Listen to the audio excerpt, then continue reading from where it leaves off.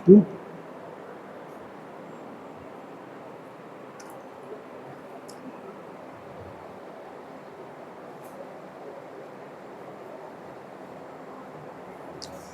हिंद दोस्तों, आज हम सब क्लास 10th के गणित में समांतर श्रेणी एपी के बारे में पढ़ेंगे। समांतर श्रेणी अर्थमेटिक प्रोग्रेशंस या इसे संक्षेप में या संक्षिप्त में एपी कहते हैं। यह क्या होता है, इसमें क्या क्या चीजें दी होती हैं, इनमें क्या क्या हमको पढ़ना होता है और इसमें किस प्रकार के प्रश्न पूछे जाते हैं, सब चीजों के बारे में अच्छी तरीके से अध्ययन करेंगे। तो हम चलते हैं समांतर श्रेणी के बारे में, आपको बताते हैं समांतर श्रेणी होती क्या है।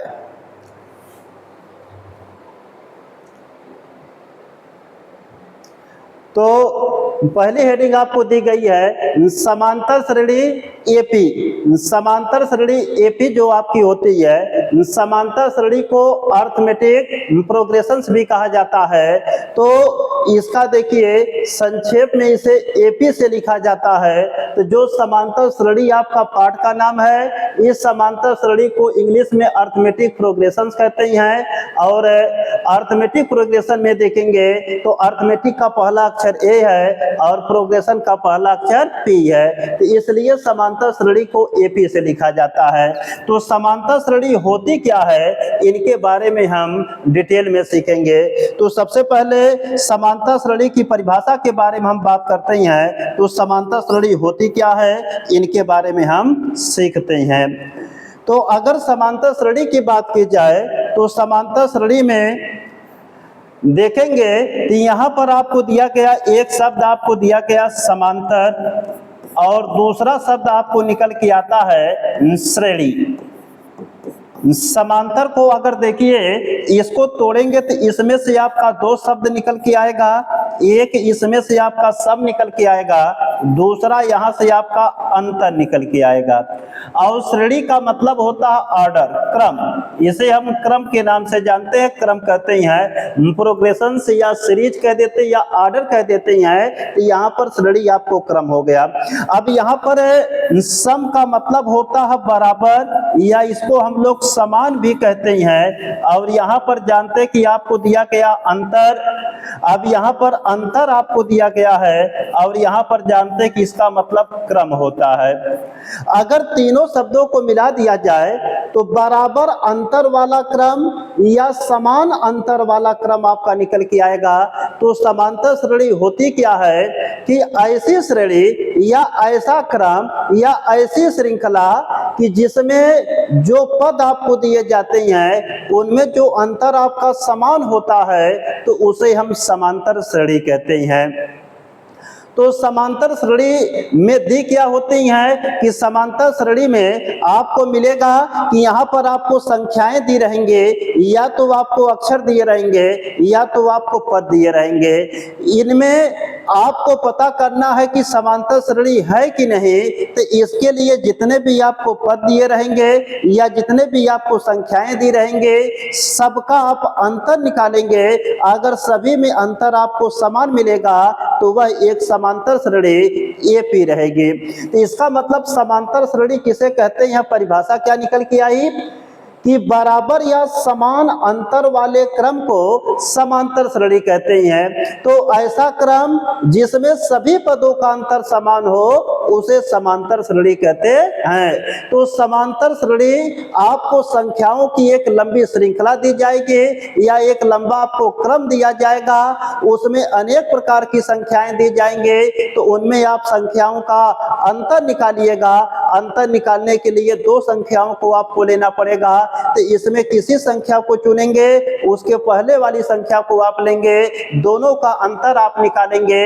इस प्रकार अगर सभी पदों का अंतर आपको बराबर मिलेगा तो वह जो आपको क्रम दिया रहेगा या जो वह आपकी श्रेणी दी रहेगी, वह श्रेणी आपकी समांतर श्रेणी होगी। तो समांतर श्रेणी किसे कहते हैं, परिभाषा आपकी निकल के आ गई कि ऐसी श्रेणी जिसमें सभी पदों का अंतर बराबर होता है उसे समांतर श्रेणी कहते हैं, या ऐसा क्रम जिसमें सभी पदों का अंतर समान होता है उसे समांतर श्रेणी कहते हैं। यह समांतर श्रेणी की परिभाषा रही। अब हम इसमें एग्जाम्पल के माध्यम से आपको बताते हैं, तो इसको थोड़ा आप सीखेंगे। जैसे अगर मैं एग्जाम्पल में आपको दूं, जैसे एग्जाम्पल ग्रेसिया के स्वरूप आप देख लीजिए। इसमें एग्जाम्पल अगर नंबर 1 आपको दूं, जैसे अगर संख्या में लिख दे 1 2 3 4 5 6 7 8 9 10, यह जानते कि आपको संख्याएं दी गई हैं। इसके बाद कामा करके हम और भी संख्याएं यहां पर लिख सकते हैं, dot dot dot at so on. यहां पर देखिए आपको 1 दिया, 1 के बाद 2 दिया गया है, 2 के बाद 3 दिया गया है, 3 के बाद 4 दिया गया है, 4 के बाद 5 दिया गया, 5 के बाद 6, 6 के बाद 7, 7 के बाद 8, 8 के बाद 9, 9 के बाद 10 दिया गया है।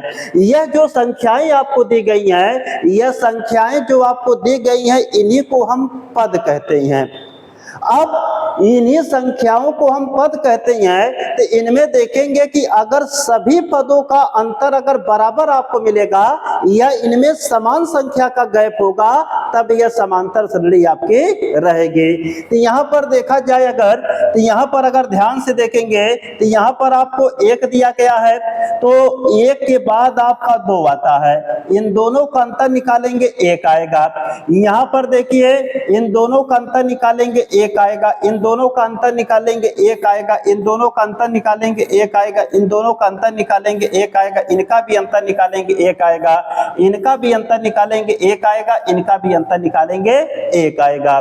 तो यह देखिए जो आपको संख्याओं का क्रम दिया गया है, जो आपको श्रेणी दी गई है, इस श्रेणी में अगर हम देखेंगे तो सभी पदों का अंतर 1 1 आपको दिया गया है। जब सभी पदों का अंतर आपका समान होता है या जब सभी पदों का अंतर आपका बराबर होता है, तब वह समांतर श्रेणी होती है। यह जो आपको क्रम दिया गया संख्याओं का, यह जो संख्याओं की आपको श्रेणी दी गई है, यह एक समांतर श्रेणी है। तो समांतर श्रेणी कैसे पहचानेंगे? जो भी आपको ऑर्डर क्रम दिया जाएगा संख्याओं का, अगर इसमें आप यह देखेंगे कि अगर सभी संख्याओं का जो अंतर होता है यह समान अगर आपका होता है या बराबर होता है, तो जो क्रम आपको दिया जाएगा वह समांतर श्रेणी होगी। तो यह एक समांतर श्रेणी आपको दी गई है। दूसरा अगर देखिए हम बात करें तो यहाँ पर नंबर 2 की अगर हम बात करते हैं, जैसे अगर हम मान ले 2 दिया गया है, इसके बाद 4 दिया गया है, 6 दिया गया है, 8 दिया गया है, 10 दिया गया है, ऐसे dot dot dot at so on आपको दे दिया जाए, तो यहाँ पर देखेंगे इन दोनों के बीच का अंतर आपका 2 है, इनके भी बीच का अंतर 2 है, इनके भी बीच का अंतर 2 है, इनके भी बीच का अंतर 2 है। तो यहाँ पर भी आपको 2 का अंतर दिया गया है, अर्थात प्रत्येक पदों का अंतर समान आपको दिया गया है, इसलिए यह एक समांतर श्रेणी आपको दी गई है।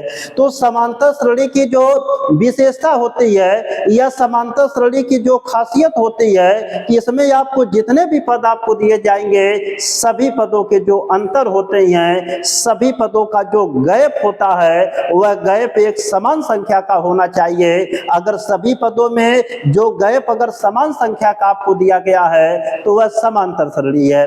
अगर देखिए किन्हीं 2 संख्याओं का गैप अगर समान ना मिले, तब वह समांतर श्रेणी नहीं रहेगी। तो समांतर श्रेणी में सभी पदों को आपको लेना है, सभी पदों की जो संख्याओं का अंतर होना चाहिए वह समान होना चाहिए, तभी आपकी समांतर श्रेणी बनेगी।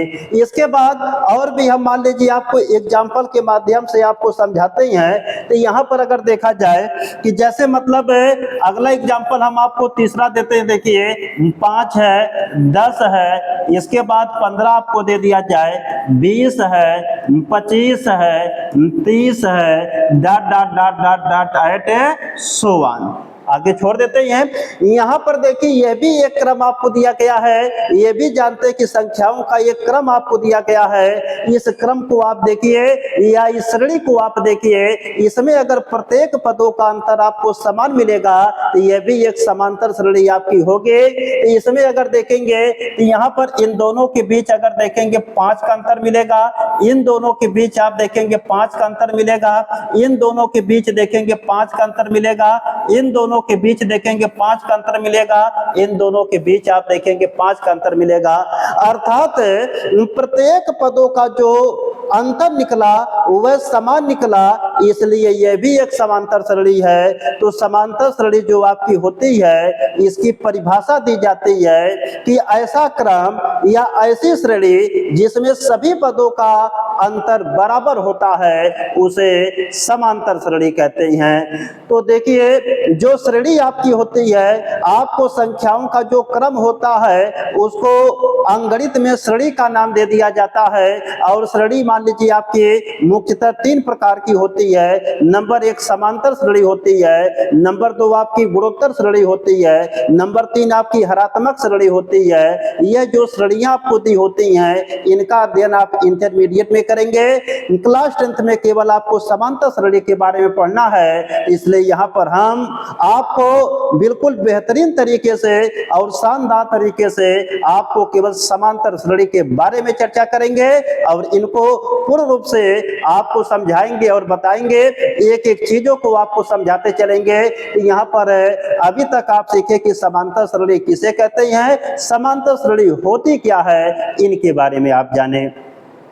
अब समांतर श्रेणी की पहचान क्या होती है, समांतर श्रेणी को पहचानते कैसे हैं, अब इनको हम आपको बताते हैं। इसको आप ध्यान से आप देखेंगे कि समांतर श्रेणी पहचाना कैसे जाता है। तो यहाँ पर देखिए आपको दिया गया है समांतर श्रेणी की पहचान। तो समांतर श्रेणी कैसे पहचानेंगे, तो जो समांतर श्रेणी की पहचान होती है कि समांतर श्रेणी में देखिए जो आपको पदों का अंतर होता है या पदों के बीच में जो गैप होता है, अगर सभी पदों के बीच में जो गैप होता है अगर यह समान होता है या बराबर होता है तो वह एक समांतर श्रेणी होती है।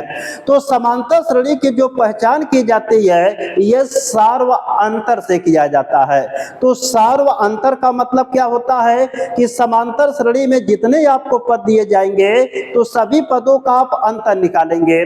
तो जब सभी पदों का अंतर निकालेंगे तो अगर यही अंतर आपको समान निकलेंगे इन्हीं को सार्व अंतर कहते हैं। सार्व अंतर का मतलब सभी पदों का अंतर। तो जब सभी पदों का अंतर निकालेंगे तो अगर सभी पदों का अंतर आपका बराबर मिलेगा तो वह एक समांतर श्रेणी आपकी होगी। जैसे एग्जाम्पल के माध्यम से समझा जाए तो यहाँ पर जैसे आपको एग्जाम्पल देते हैं, यहाँ पर आपको दिया गया है, जैसे अगर हम आपको देते हैं 10, 20, 30, 40, 50, 60, 70 dot dot dot dot dot at so on, ऐसे देखिए आपका चलता जाएगा। अब इसमें देखिए सभी पदों का आप अंतर निकालिए। तो इसको जानते हैं कि प्रथम पद मानते हैं A1, यह द्वितीय पद आपका A2, यह तृतीय पद आपका A3 होता है, यह चतुर्थ पद आपका A4 होता है, यह पंचम पद या पांचवा पद A5 होता है, यह छठवां पद आपका A6 होता है, यह सातवां पद आपका A7 होता है। अब यहाँ पर देखिए क्या करेंगे कि यहाँ पर सभी पदों का आप अंतर निकालेंगे। तो जब सभी पदों का आप अंतर निकालेंगे तो उसी को हम सार्व अंतर कहते हैं। तो निकालिए। तो जब अंतर निकालेंगे देखिए तो हम सार्व अंतर D निकालते हैं तो D1 बराबर होता है A2 माइनस A1, तो हो जाएगा आपका देखिए 20 माइनस 10 बराबर 10 के। इसके बाद यहाँ से हम D2 निकालेंगे। D2 इक्वल टू होता है A3 माइनस आपका A2, A3 का मान 30, A2 का मान 20, निकालेंगे 10 आ जाएगा। इसके बाद देखिए यहीं से D3 निकालेंगे तो D3 equal to A4 minus A3 हो जाएगा। A4 का मान 40, इसका मान आपका 30, इसके बाद 10 आ जाएगा। इसके बाद यहाँ से D4 निकालेंगे, D4 equal to A5 minus A4, A5 का मान आपको दिया गया 50 और माइनस A4 का मान आपको दिया गया 40 और घटा देंगे तो आ जाएगा आपका 10। इसी प्रकार से आप निकाल लेंगे। इसके बाद D5 बराबर हो जाएगा A6 माइनस A5। तो A6 की वैल्यू कितनी दी गई है 60 और माइनस A5 की वैल्यू आपको 50 दी गई है। इसको घटा देंगे तो क्या आ जाएगा आपका 10। इसके बाद यहां पर देखिए D6 निकालेंगे तो हो जाएगा आपका A7 minus A6 will be equal to A7 equal to आपको 70 दिया है माइनस A6 इक्वल टू आपको 60 दिया है, घटा देंगे आपका 10 आ जाएगा। यहां पर अगर आप देखेंगे तो जो आपको पहला और दूसरा पद दिया गया इसका अंतर आपको 10 दिया है। यहां पर देखिए जो दूसरा और तीसरा पद दिया गया है इसका भी अंतर आपको 10 दिया गया है। जो आपका चौथा और तीसरा पद दिया गया है इसका भी अंतर आपको 10 दिया गया है। जो आपको पांचवा और चौथा पद दिया गया है इसका भी अंतर आपको 10 दिया गया है। जो छठवां और पांचवा पद आपको दिया गया है इसका भी अंतर आपको देखिए 10 दिया गया है। और जो सातवां और छठवां पद आपको दिया गया इसका भी अंतर आपको 10 दिया गया है। तो यहाँ पर निष्कर्ष ये निकल रहा है कि सभी पदों का जो अंतर है या सभी पदों का जानते हैं कि जो गैप है यह जानते हैं कि समान है, इसी को हम कहते हैं सार्व अंतर। तो सार्व अंतर का मतलब सभी पदों का अंतर। तो यहाँ पर जितने भी आपको पद दिए गए थे सभी पदों का अंतर हम देखिए बारी बारी से निकाले और सभी पदों का अंतर बारी बारी से अगर देखेंगे तो समान आपका निकल के आ गया। तो ऐसा क्रम जिसमें सभी पदों का अंतर बराबर हो या जिसको हम कहते हैं कि जिसका सार्व अंतर बराबर हो वह आपका समांतर श्रेणी होती है। तो समांतर श्रेणी की जो पहचान होती है यह सार्व अंतर D से किया जाता है। तो अगर सभी पदों के बीच का जो गैप होता है यह समान होगा तो वह एक समांतर श्रेणी होगी, या इसे हम कह दे गणितीय रूप में कि ऐसी श्रेणी जिसमें सबका सार्वंतर या सभी पदों का सार्वंतर अगर समान होता है तो उसे हम समांतर श्रेणी मानते हैं। तो समांतर श्रेणी की पहचान होती है कि ऐसी श्रेणी जिसका सार्वंतर समान या बराबर हो वह एक समांतर श्रेणी होती है। तो समांतर श्रेणी की पहचान सार्वंतर से किया जाता है। अगर सार्वंतर समान होता है तो वह एक समांतर श्रेणी होती है, अगर सार्वंतर समान नहीं होता है तो वह एक समांतर श्रेणी नहीं होती है।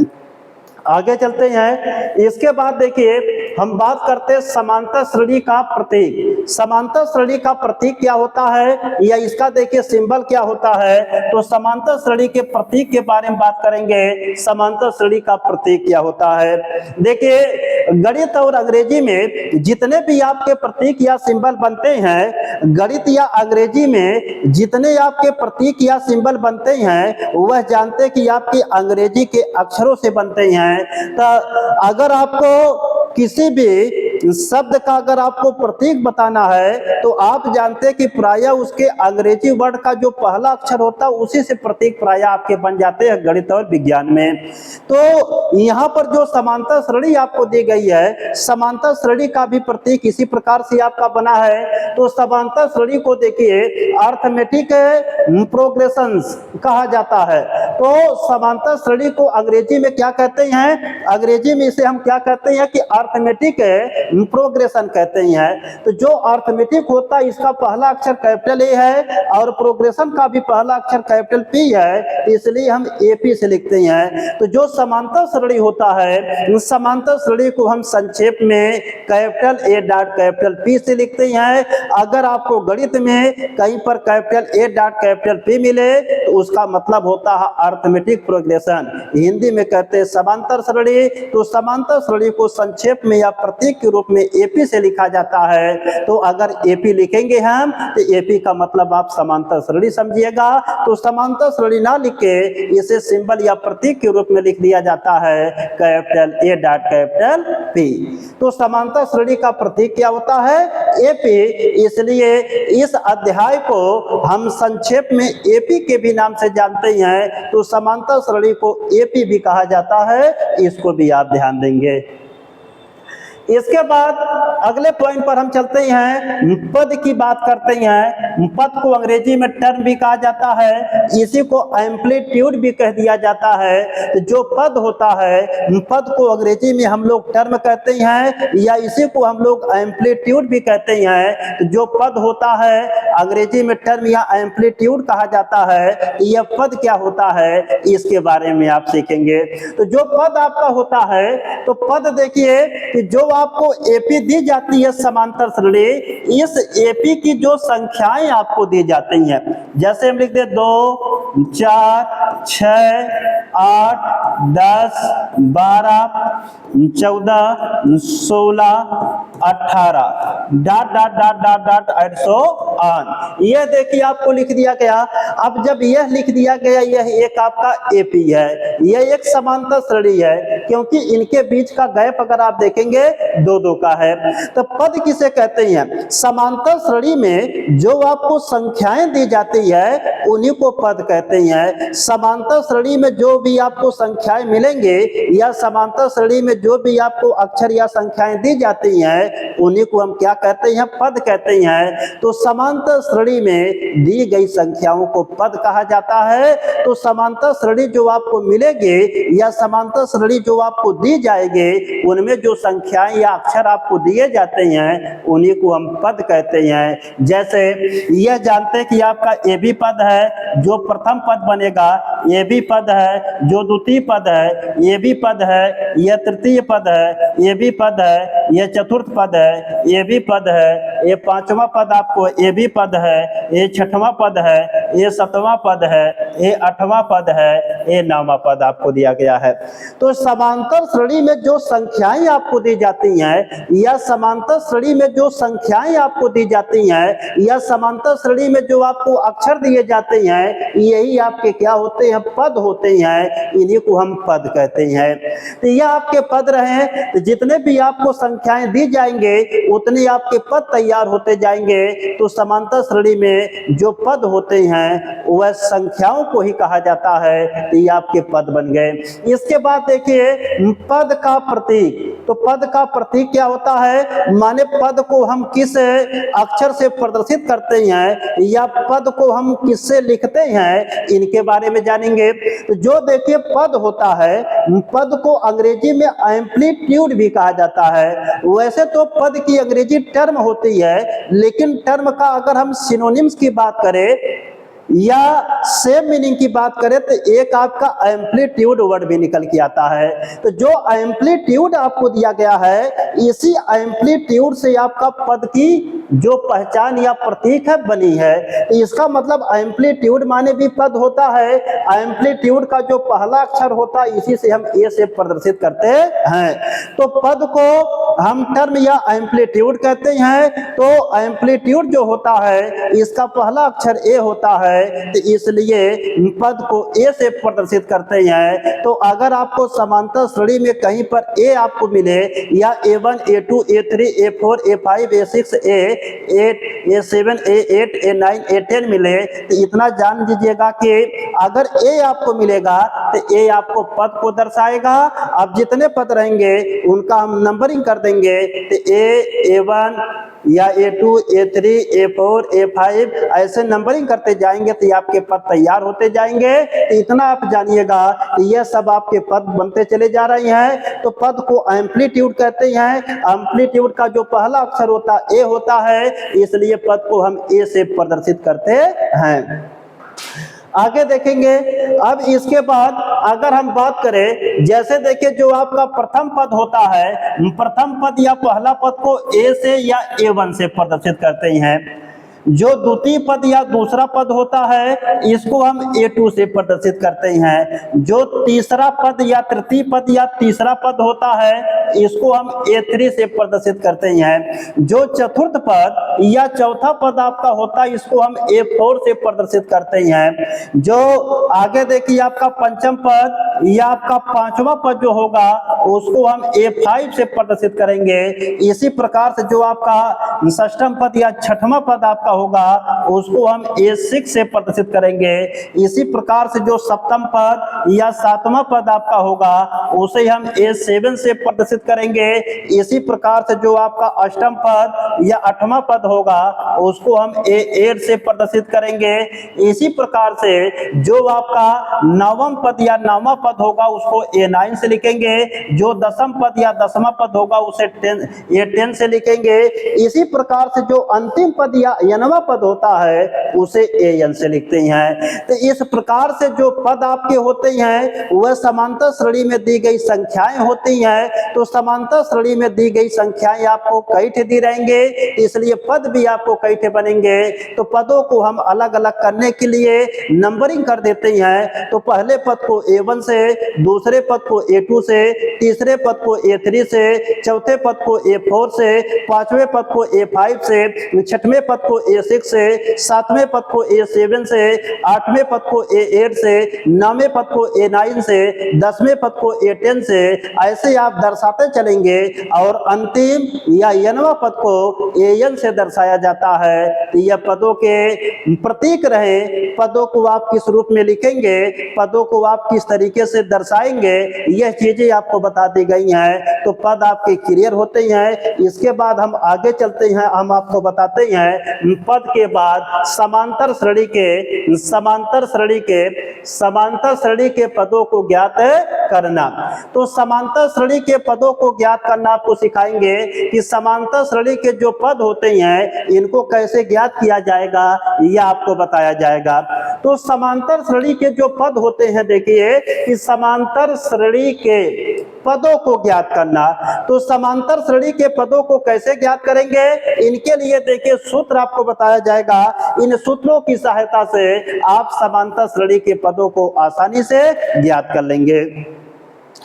ध्यान दीजिएगा, समांतर श्रेणी में दो चीजें आपकी मुख्य होती हैं, एक प्रथम पद A और दूसरा सारवंतर D। अगर समांतर श्रेणी में आपको प्रथम पद A और सारवंतर D आपको ज्ञात हो जाए तो समांतर श्रेणी में सब कुछ ज्ञात किया जा सकता है, क्योंकि समांतर श्रेणी में जितनी भी चीजें होती हैं सब चीजें आपकी निर्भर किस पे होती हैं, सब चीजें आपकी जो निर्भर होती हैं आप जानते हैं कि A और D पर निर्भर होती हैं। तो समांतर श्रेणी में अगर कुछ भी आपको ज्ञात करना रहे, समांतर श्रेणी में अगर आपसे कुछ भी पूछेगा तो उसमें आप सबसे पहले देखेंगे कि A और D ज्ञात है कि नहीं, मतलब प्रथम पद A और सारवंतर D आपको दिया है कि नहीं। अगर आपको प्रथम पद A और सारवंतर D नहीं दिया है तो सबसे पहले प्रथम पद A और सारवंतर D ज्ञात करने का प्रयास करेंगे। अगर यह निकल जाएंगे तो समांतर श्रेणी में कुछ भी आप बहुत आसानी से ज्ञात कर लेंगे।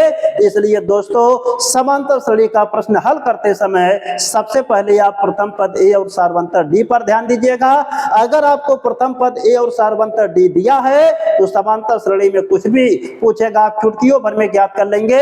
लेकिन अगर यह दोनों नहीं दिया है तो प्राथमिकता आप इनको देंगे ज्ञात करने पर। अगर इनको आप ज्ञात कर लेते हैं तब आप कोई चीज आप निकालेंगे आगे। अगर यह दिए हैं तो डायरेक्ट आपसे जो पूछता उसको आप निकाल सकते हैं। अगर यह दोनों मान आपको नहीं दिए गए हैं तो प्रश्न में कुछ न कुछ ऐसे आपके प्रतिबंध दिए जाएंगे, प्रश्न में कुछ न कुछ ऐसी शर्त आपको दी जाएगी जिसके अनुसार आप A या D का मान ज्ञात कर सकते हैं। इसलिए समांतर श्रेणी में प्रश्न को हल करते समय आप प्रथम पद A और सारवंतर D पर ध्यान देंगे। तो हम आगे चलते हैं, बताते हैं आपको पद कैसे आप ज्ञात करेंगे। तो समांतर श्रेणी के पदों को ज्ञात करना, तो समांतर श्रेणी के जो पद आपको दिए जाएंगे इनको आप कैसे ज्ञात करेंगे, इनको ज्ञात करने का सूत्र क्या होता है हम आपको सिखाते हैं। अभी हम आपको बताए हैं कि समांतर श्रेणी में सबसे मुख्य चीजें आपको प्रथम पद A और सारवंतर D होती हैं। तो चलते हैं, आपको हम बताते हैं कैसे आप निकालेंगे। तो देखिए, समांतर श्रेणी का जो प्रथम पद A होता है, A को ज्ञात करने का सूत्र होता है A, मतलब प्रथम पद A1 बराबर आपका A होता है, या A लिखे या A1 लिखे। यहां पर हम देखिए आपको लिख सकते हैं A1 इक्वल टू हम A भी लिख सकते हैं। तो इसका मतलब समांतर श्रेणी का जो प्रथम पद आपको दिया जाएगा, समांतर श्रेणी का जो पहला पद आपको दिया रहेगा वही जानते हैं कि आपका ए का मान होगा या A1 का मान होगा। इसके बाद देखिए दूसरा पद अगर आपको निकालना है तो दूसरा पद निकालने के लिए सूत्र होता है A प्लस डी। तो जो प्रथम पद आपको दिया जाता है, इस प्रथम पद में अगर हम सार्वंतर डी को जोड़ देते हैं तो आपका जानते हैं कि दूसरा पद आपका निकल जाएगा। तो दूसरा पद निकालने का सूत्र हो गया कि A2 equal to A plus D हो गया। मतलब प्रथम पद A में अगर हम सार्वंतर डी को जोड़ दे तो आप जानते हैं कि दूसरा पद आपका ज्ञात हो जाएगा। या दूसरे पद को अन्य सूत्र से भी आप ज्ञात कर सकते हैं। तो देखिए सूत्र होता है कि A2 equal to A1 plus आपका डी होता है। अगर हम प्रथम पद में सार्वंतर को जोड़ दे तब भी आपका जानते हैं कि दूसरा पद निकल जाएगा। तो दो तरीका आपका हुआ। तो यहाँ पर देखिए प्रथम पद में आप सार्वंतर डी को जोड़ेंगे तब भी निकलेगा। यहाँ पर देखिए A2 इक्वल टू आपका A1 प्लस डी होता है। तो जब हम प्रथम पद में सार्वंतर को जोड़ेंगे तब भी आपका दूसरा पद निकल जाएगा। अब देखिए यहाँ पर तीसरा पद ज्ञात करने का सूत्र होता है A plus two D. A plus two D.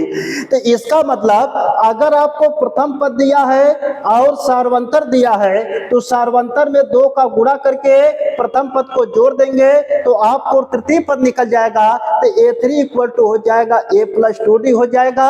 यहाँ पर देखिए यहाँ पर आपका A3 इक्वल टू होता है A2 प्लस आपका डी होता है। अगर आप दूसरे पद में सार्वंतर डी को जोड़ देंगे तब भी आपको तीसरा पद निकल जाएगा। तो दो तरीके से आप निकाल सकते हैं, A3 equal to A plus two D का प्रयोग करके या A3 equal to A2 plus D का प्रयोग करके। तो दोनों तरीके से आप सार्वंतर डी का मान ज्ञात कर सकते हैं।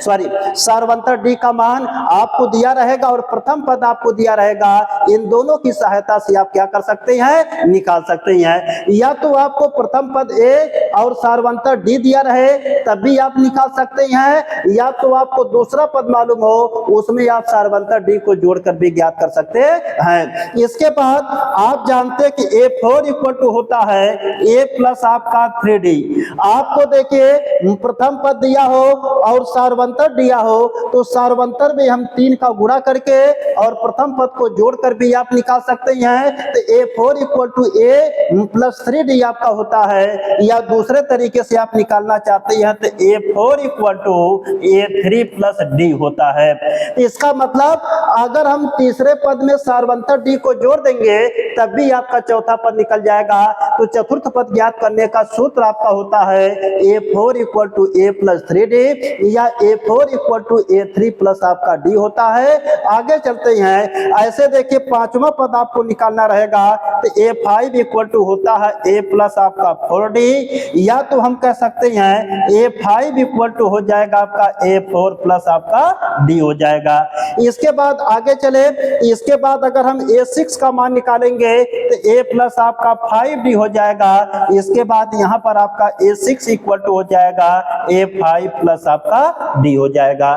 तो इन दोनों की सहायता से, मतलब इन दोनों सूत्रों की सहायता से किसी एक सूत्र का प्रयोग करके कोई भी पद आप निकालना चाहते हैं तो निकाल सकते हैं। तो यहाँ पर A1 equal to A, A2 equal to A plus D, A3 equal to A plus 2D, A4 equal to A plus 3D, A5 equal to A plus 4D, A6 equal to A plus 5D। इनका प्रयोग करके आप A1, A2, A3, A4, A5, A6 का मान निकाल सकते हैं। या तो आप A1 equal to A, A2 equal to A1 plus D, A3 equal to A2 plus D, A4 equal to A3 plus D, A5 equal to A4 plus D या A6 equal to A5 plus D। इनका भी प्रयोग करके आप पद ज्ञात कर सकते हैं। तो चाहे इनका आप प्रयोग करें चाहे इनका आप प्रयोग करें, दोनों की सहायता से आप निकाल सकते हैं। अगर आपको प्रथम पद A आपको दिया रहे, सार्वंतर आपको D दिया रहे तो आप इनका प्रयोग करके आप निकाल सकते हैं। अगर आपको देखिए अलग अलग पद आपको दिए रहे और केवल आपको सार्वंतर D का मान दिया रहेगा तब आप इनका प्रयोग करके निकाल सकते हैं। तो इसमें अगर देखेंगे आपको प्रथम पद नहीं दिया गया है तो जब प्रथम पद और सार्वंतर D दोनों दिए रहे तो इनका प्रयोग कीजिएगा।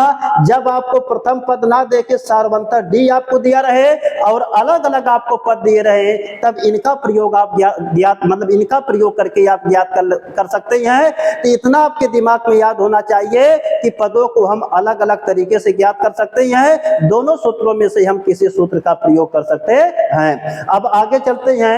इसके बाद देखिए, इसी में हम आगे आपको बता दें कि 5 तक आपका हो गया। इसके बाद A6 इक्वल टू होगा A प्लस आपका 5D, या यहां पर देखिए हम लिख सकते हैं A6 इक्वल टू होगा A5 प्लस आपका D होगा।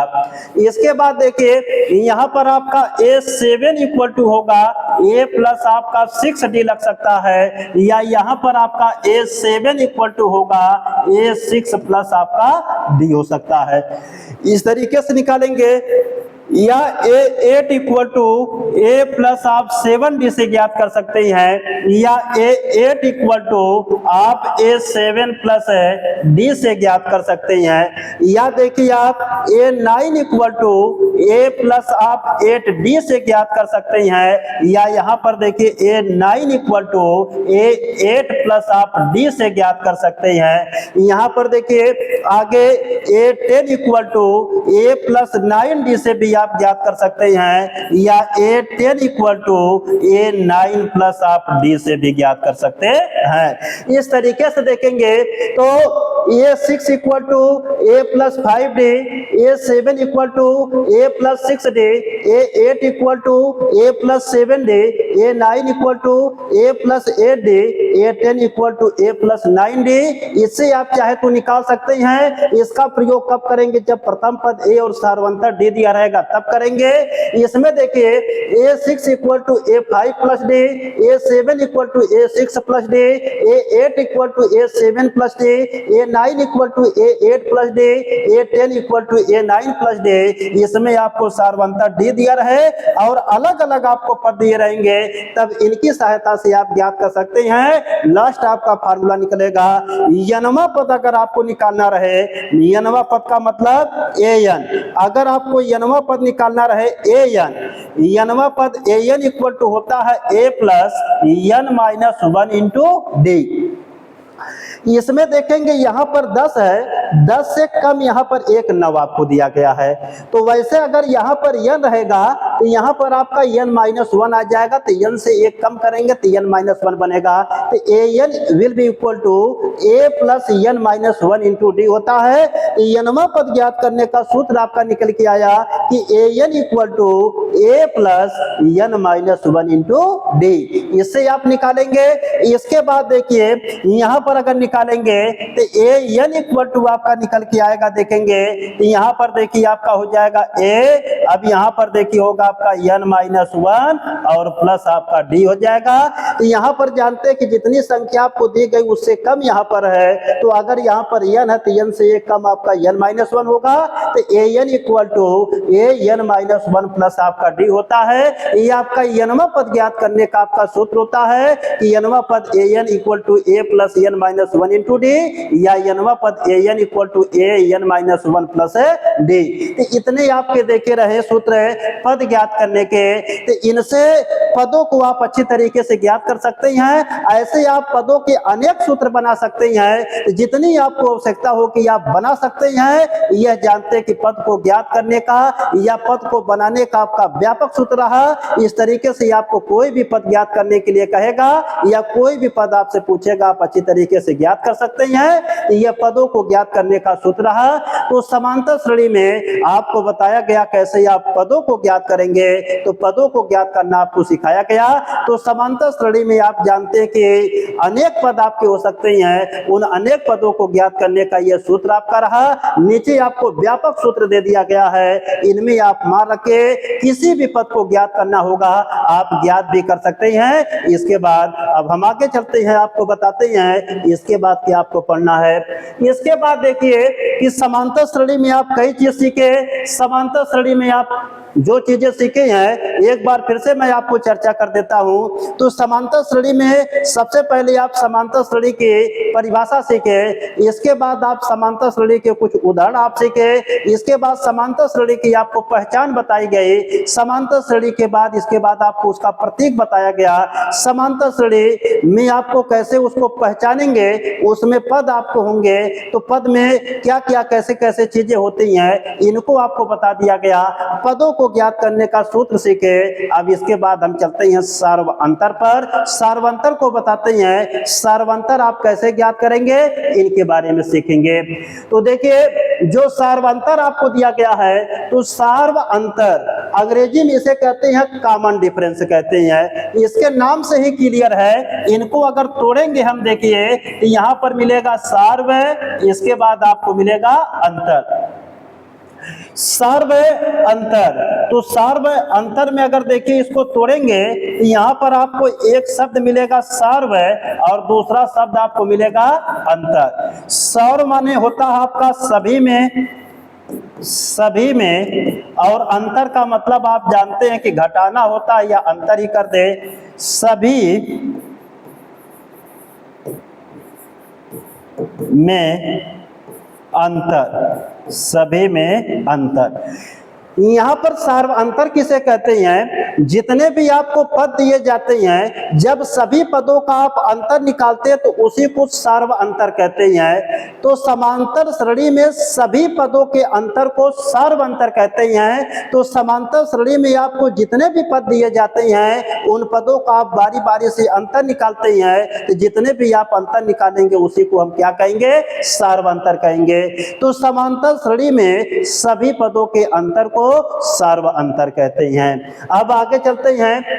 अब देखिए सार्वअंतर का प्रतीक क्या होता है, तो सार्वअंतर का प्रतीक क्या होता है इसको बताने के पहले कुछ हम एग्जांपल आपको देते हैं सार्वअंतर का, ताकि आप अच्छी तरीके से समझ सके।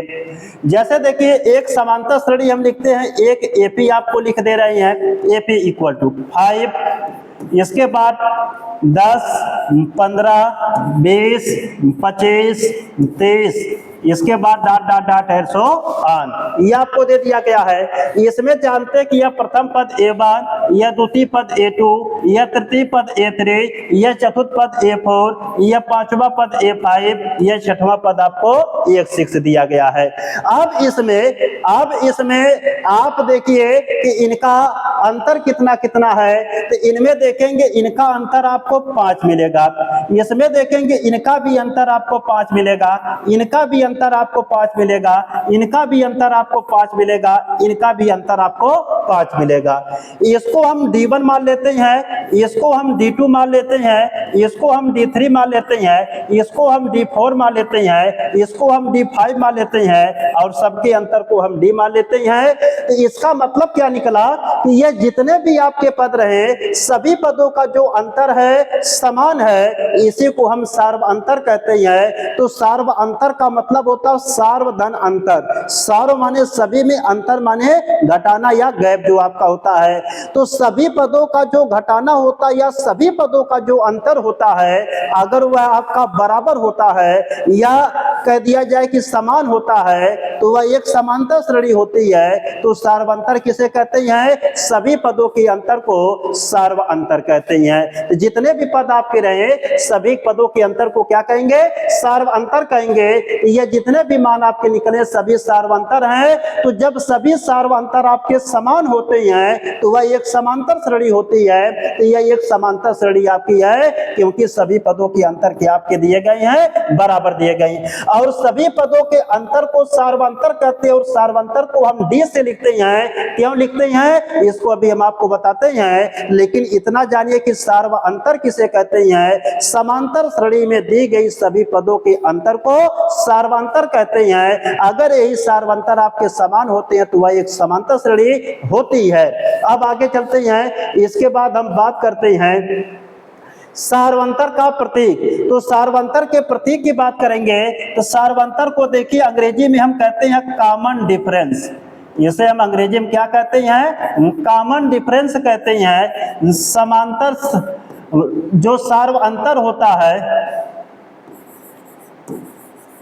जो आपका सार्वअंतर होता है, सार्वअंतर को अंग्रेजी में कॉमन डिफरेंस कहते हैं, जिसमें से कॉमन शब्द को छोड़ दिया जाता है, डिफरेंस शब्द को लिया जाता है और डिफरेंस शब्द का पहला अक्षर डी होता है, इसलिए सार्वअंतर को हम डी से प्रदर्शित करते हैं।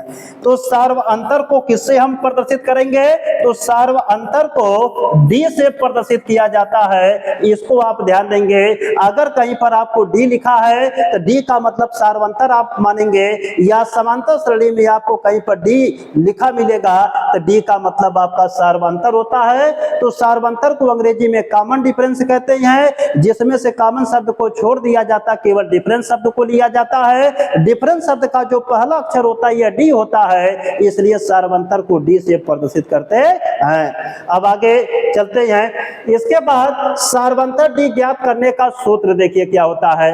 अगर देखिए एक एपी आपको समांतर श्रेणी हम दे दे, एपी इक्वल टू A1, यहां पर देखिए A2, इसके बाद देखिए आपके A3, इसके बाद A4, इसके बाद A5, इसके बाद आपको A6, इसके बाद आपको A7 dot dot dot and so on. ऐसे आपको अगर दे दिया जाए, यह एक समांतर श्रेणी आपको दी गई है। अब इस समांतर श्रेणी की आप सार्वंतर को निकालेंगे तो एक सार्वंतर देखिए यहां पर बनेगा, एक सार्वंतर आपका यहां पर बनेगा, एक सार्वंतर यहां पर बनेगा, एक सार्वंतर यहां पर बनेगा, एक सार्वंतर यहां पर बनेगा और एक सार्वंतर यहां पर बनेगा।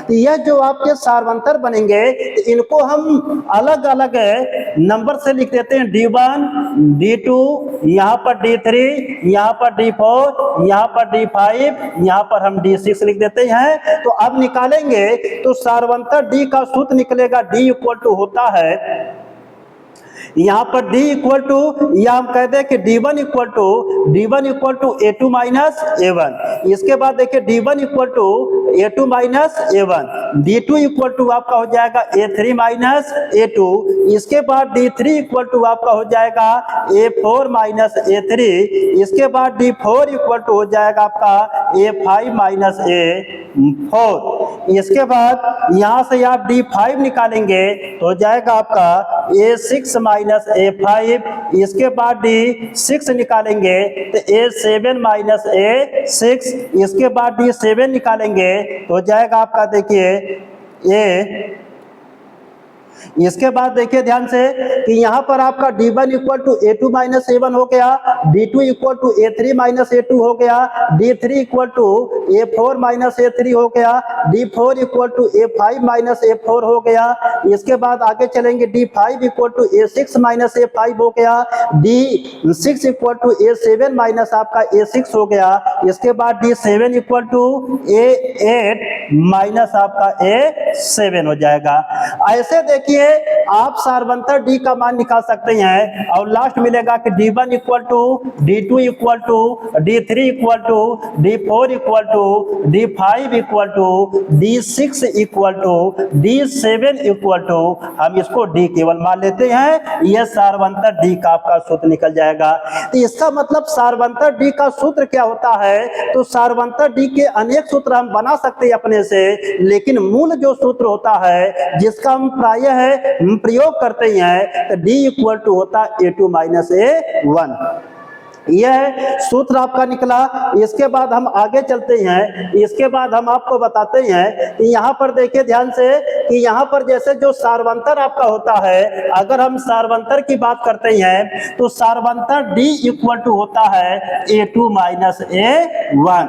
यह मुख्य रूप से आपका सूत्र होता है कि सार्वंतर D equal to A2 minus A1 होता है। अगर कोई भी देखिए आपका AP समांतर श्रेणी दी गया है तो समांतर श्रेणी में सभी पदों का अंतर जो होगा बराबर होगा। तो जब सभी पदों का अंतर बराबर होगा तभी आपकी समांतर श्रेणी होगी। इसका मतलब D1, D2, D3, D4, D5 जितने भी आपके आएंगे सबको हम D के बराबर कर देते हैं। इसलिए केवल हम D निकालते हैं तो D equal to A2 minus क्या हो जाएगा A1। तो सार्वंतर बराबर दूसरा पद माइनस पहला पद। इसी का केवल प्रयोग करके हम क्या करते हैं कि सार्वंतर D का मान निकाल सकते हैं। और भी बहुत सूत्र अपने से अगर बनाना चाहते हैं आप बना सकते हैं। तो सार्वंतर बराबर होता है उत्तरोत्तर पद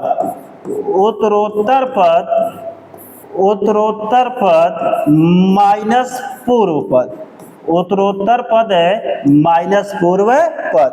तो सार्वंतर बराबर होता है उत्तरोत्तर पद माइनस पूर्व पद, ये भी हम कह सकते हैं। या और भी सूत्र अपने से आप बना सकते हैं कि सार्वंतर बराबर होता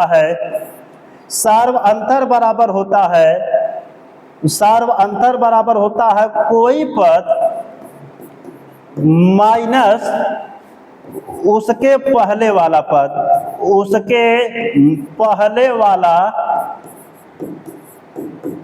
पद, उसके पहले वाला पद। तो सार्व अंतर बराबर होता है कोई पद माइनस उसके पहले वाला पद। इसका मतलब जो सार्वंतर आपको दिया होता है तो सार्वंतर आप कई सूत्र लगा के निकाल सकते हैं। तो सार्वंतर D बराबर होता है A2 माइनस A1, या सार्वंतर बराबर होता है उत्तरोत्तर पद माइनस पूर्व पद है, या सार्वंतर बराबर होता कोई पद माइनस उसके पहले वाला पद आपका होता है। इस तरीके से सार्वंतर के अनेक सूत्र हम बना सकते हैं, लेकिन सभी से एक ही मान निकलेगा, इसलिए हम सबका प्रयोग ना करके केवल एक का प्रयोग करते हैं, D equal to A2 minus A1। नहीं तो उस तरीके से हम D बराबर निकाल सकते हैं A2 minus A1, A3 minus A2, A4 minus A3, A5 minus A4, A6 minus A5, A7 minus A6 है। ऐसे हम अनेक सूत्र बनाने के लिए बना सकते हैं, लेकिन सबका मान समान आएगा।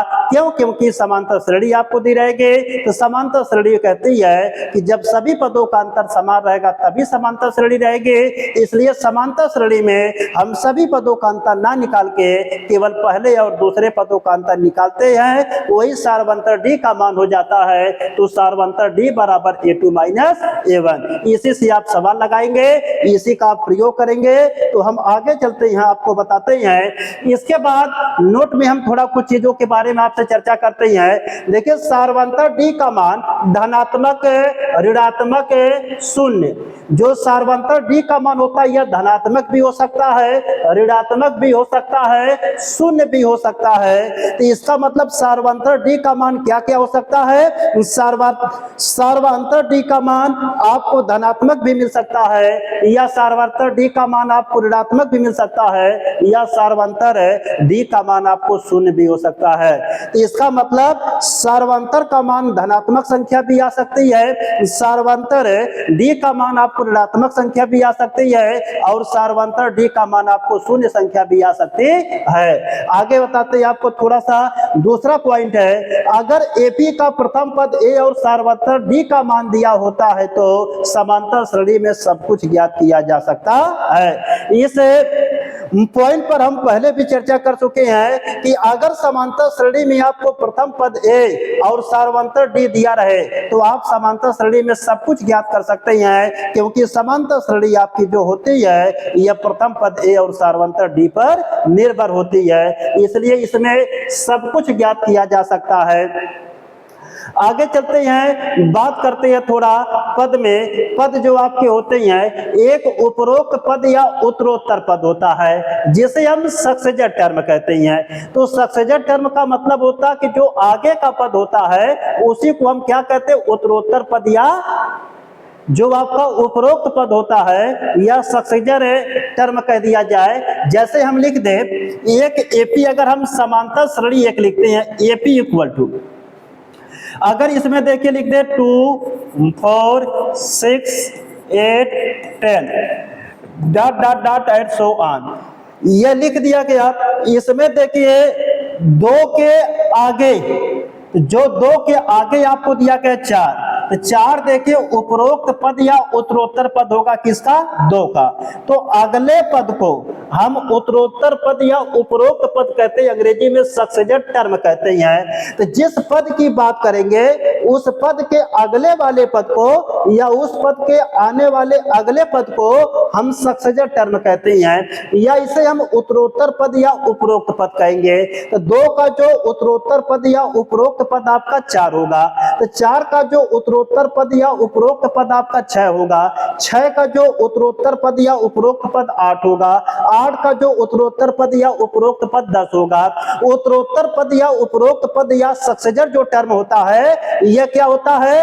अगले पद को कहते हैं। किसी समांतर श्रेणी में या किसी श्रेणी में अगले पद को या आने वाले अगले पद को हम उत्तरोत्तर पद या उपरोक्त पद कहते हैं। अब देखिए इसके बाद यह तो आप सीख गए, 2 का जो उत्तरोत्तर पद 4, 4 का उत्तरोत्तर पद 6, 6 का उत्तरोत्तर पद 8, 8 का उत्तरोत्तर पद 10, या 2 का सक्सेसर टर्म आपका 4, 4 का सक्सेसर टर्म 6, 6 का सक्सेसर टर्म 8, 8 का सक्सेसर टर्म 10 होता है।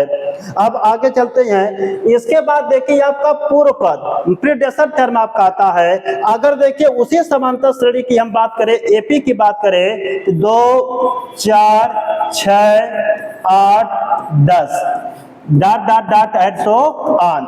अब इसमें देखिए, अब यहां पर हम बात करें तो जो 4 आपको दिया गया, 4 का जो पूर्व पद है 2 है, 6 का जो पूर्व पद है 4 है, 8 का जो पूर्व पद है 6 है, 10 का जो पूर्व पद है 8 है। यहां पर 2 का जो पूर्व पद रहेगा हम 0 मानेंगे।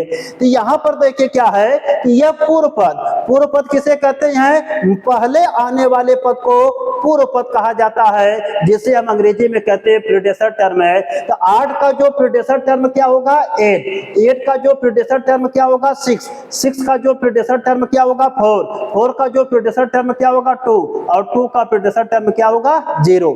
तो पूर्व पद किसे कहते हैं? समांतर श्रेणी में जो आपको पद दिए जाते हैं, किसी पद के पहले आने वाले पद को पूर्व पद कहते हैं। पूर्व माने पहले होता है, पद का मतलब जो संख्याएं आपको दी गई हैं, तो किसी संख्या को अगर लेंगे उसके पहले की जो संख्या आपको दी जाएगी वही आपका पूर्व पद रहेगा।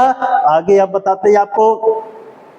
इसके बाद बात की जाती है समांतर श्रेणी का मानक रूप या व्यापक रूप। तो समांतर श्रेणी का मानक रूप या व्यापक रूप क्या होता है, इसके बारे में हम चर्चा करते हैं कि समांतर श्रेणी का मानक रूप या व्यापक रूप क्या होता है, इसके बारे में हम जानेंगे। तो समांतर श्रेणी का मानक रूप या व्यापक रूप क्या होता है, इसके बारे में चर्चा करते हैं।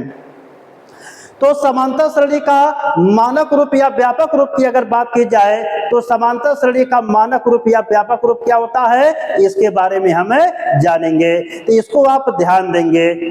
तो समांतर श्रेणी का मानक रूप या व्यापक रूप क्या होता है, इसको आपको सेकंड लेक्चर में बताया जाएगा। तो आज का क्लास यहीं पर समाप्त किया जाता है। तो okay class, happy night day to all of you.